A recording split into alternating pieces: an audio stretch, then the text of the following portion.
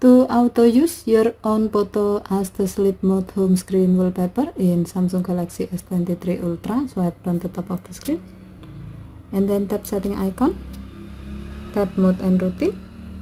While you are in the mode screen, tap sleep. Scroll down the screen.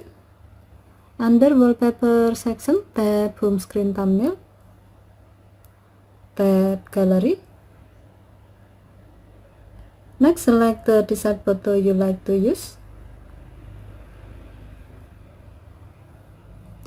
Here you can see a preview of the selected photo as wallpaper. If you are okay with the result, tap done button.